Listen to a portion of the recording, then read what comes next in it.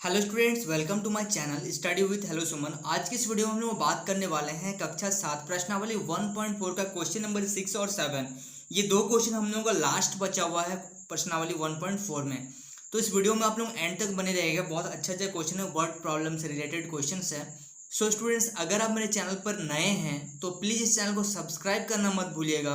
अगर पुराने हैं तो नोटिफिकेशन बेल ऑन रखिए, जिससे हर वीडियो का नोटिफिकेशन आप तक पहुंचे। और इस वीडियो को स्टार्ट होने से पहले इस वीडियो को लाइक जरूर कर दीजिए। तो चलिए फ्रेंड्स, इस वीडियो को बिना टाइम वेस्ट किए हम लोग स्टार्ट करते हैं।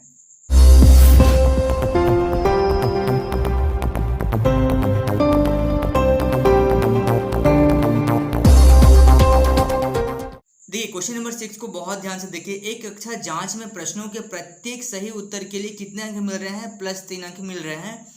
और प्रत्येक गलत उत्तर के लिए -2 अंक दिए जाते हैं। और किसी प्रश्न को हल करने का प्रयास नहीं करने पर अंक नहीं दिया जा रहा। मतलब जो क्वेश्चन को आप सही करोगे उसके लिए +3 मिल रहे हैं। अगर आप गलत हो जा रहा है वो क्वेश्चन तो -2।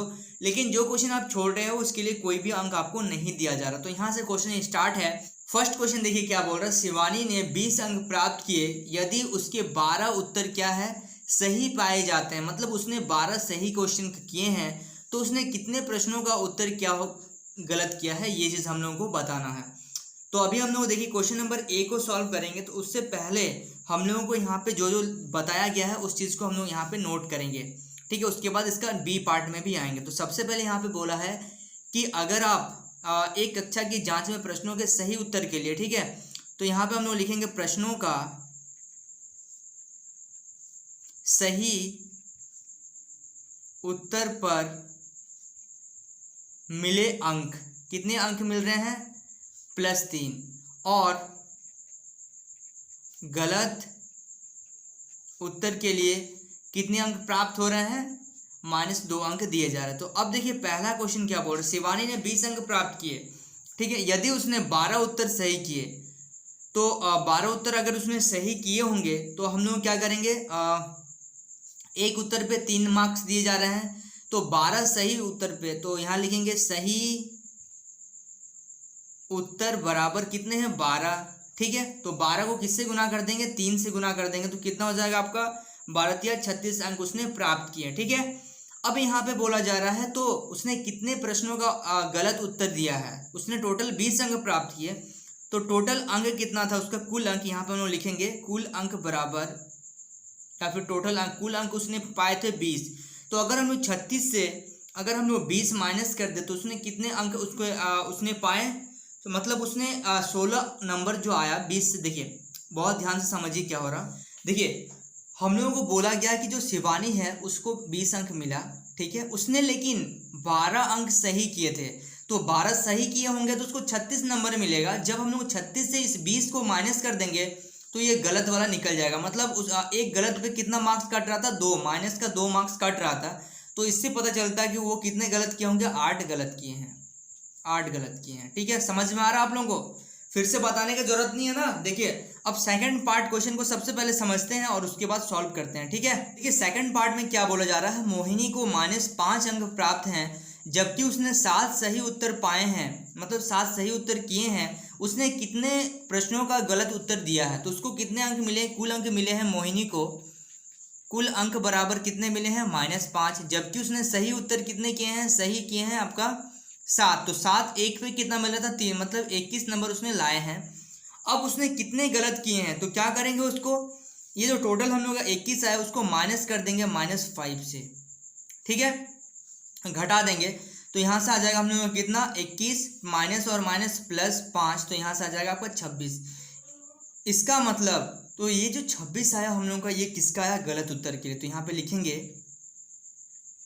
गलत उत्तर के लिए प्राप्त अंक बराबर 26, ठीक है।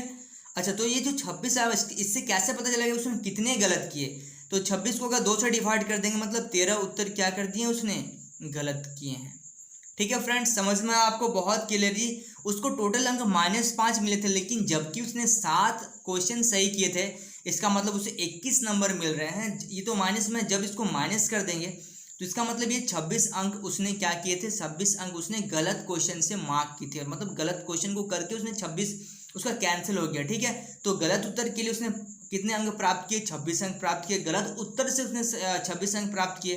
तो जब इसको आप 2 से डिवाइड कर दोगे तो इसका कितना आंसर आ जाएगा, 13 उत्तर उसने गलत किया था, ठीक है। तो चलिए please note down this question. देखिए क्वेश्चन नंबर 7 को बहुत ध्यान से देखिए। कोई दुकानदार एक कलम बेचने पर उसे 1 रुपये का लाभ होता है और अपने पुराने स्टॉक की पेंसिल को बेचने पर उसे 40 पैसे की प्रति पेंसिल पे उसको हानि होती है, ठीक है। तो सबसे पहला क्वेश्चन है, मतलब वो अगर एक कलम बेचता तो 1 रुपये कमाता है, अगर वो पेंसिल बेचता तो 40 पैसा का उसको हानि होता है, ठीक है। यहाँ तक आप लोगों को समझ में आ रहा है। इसको पहले लिख लेते हैं हम लोग। यहाँ पे लिख लेते हैं, एक कलम बेचने पर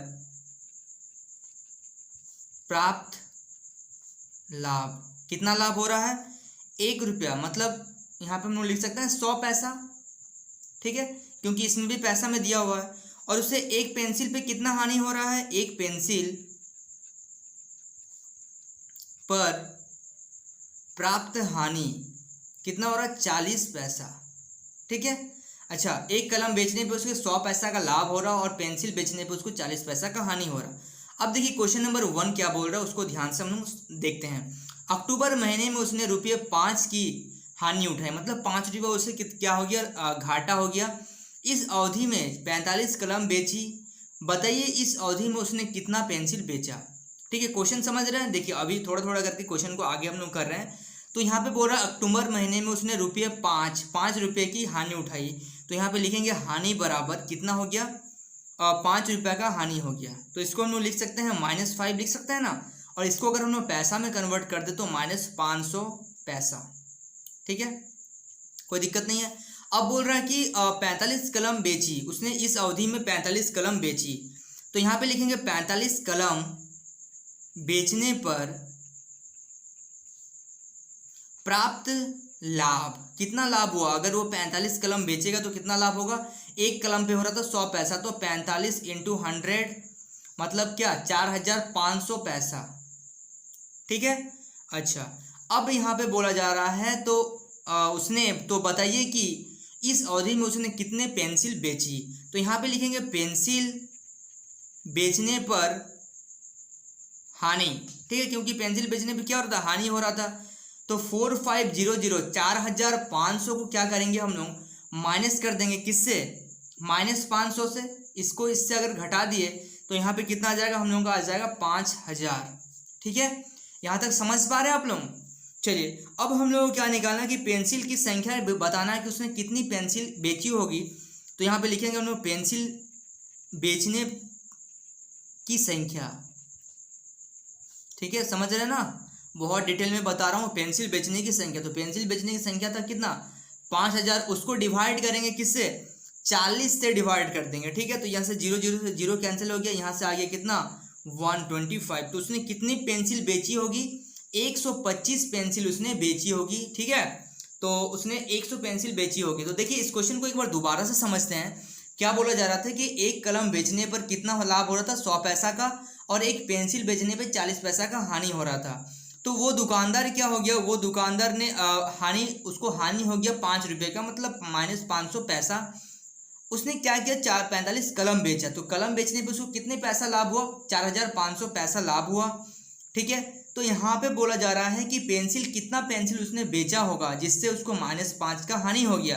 तो यहाँ पे हम लोग निकालेंगे पेंसिल बेचने पर हानि। तो 4500 को माइनस कर देंगे इस पैसा से, तो यहाँ पे 5000 आ गया। अब क्या करेंगे कि एक पेंसिल बेचने पे उसे कितना का हानि हो रहा था, 40 पैसा का। तो इस टोटल को अगर 40 से डिवाइड कर देंगे तो हम लोगों को पता चल जाएगा उसने कितना पेंसिल बेचा था, 125 पेंसिल उसने क्या किया था, बेचा था। यहाँ पे आप लोग देख पा रहे हैं 125 पेंसिल उसने बेचा था, जिससे उसे -5 का क्या हो गया, नुकसान हो गया, ठीक है। चलिए इसका देखते हैं अब पार्ट 2। देखिए सेकंड पार्ट में क्या बोला जा रहा है, नवंबर महीने में उसने न लाभ हुआ न हानि हुआ। यदि इस महीने में उसने 70 कलम बेची तो उसने कितना पेंसिल बेचा होगा। हाँ, यहाँ पे बोल रहा है उसको ना लाभ हुआ ना हानि हुआ, ठीक है, ना कमाया और ना ही गवाया।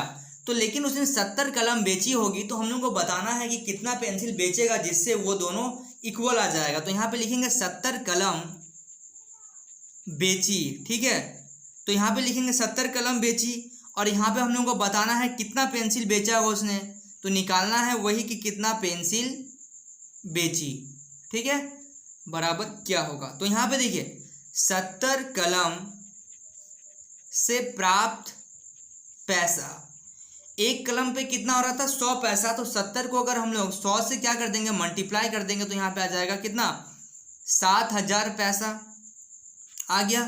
अब हम लोग क्या करेंगे कि उसने कितना पेंसिल बेचा होगा, तो पेंसिल बेचने की संख्या, पेंसिल बेचने की संख्या, तो क्या करेंगे हम लोग 7000 को अगर हम लोग क्या करें 7000 को सबसे पहले एक, तो यहाँ पे एक पेंसिल बेचने पर कितना, देखिए यहाँ पे पेंसिल बेचने की संख्या तो टोटल जो 7000 था उससे अगर हम लोग कितना एक पेंसिल पे कितना लाभ हानि हो रहा था 40, अगर इसे डिवाइड कर दे तो हम लोगों को पता चल जाएगा कि हम लोगों ने कितना पेंसिल बेचना पड़ेगा हम लोगों को, जिससे हम लोगों को ना ही लाभ होगा और ना ही क्या हो जाएगा हानि हो जाएगा, ठीक है। तो 175 पेंसिल अगर हम लोग बेचेंगे, उसने 70 कलम बेचा, और अगर हम लोग 175 पेंसिल बेचेंगे जिससे क्या हो जाएगा हम लोगों को ना ही लाभ होगा और ना ही हानि होगा। सो स्टूडेंट्स आज के इस वीडियो में आपको काफी कुछ सीखने को मिला होगा। ये था प्रश्नावली 1.4 का हम लोगों का लास्ट 2 क्वेश्चन बचा हुआ था जिसको हम लोगों ने बहुत अच्छी तरीके से सॉल्व किया।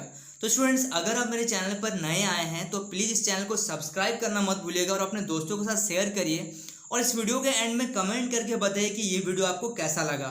सो स्टूडेंट्स मिलते हैं नेक्स्ट वीडियो में, तब तक के लिए बाय।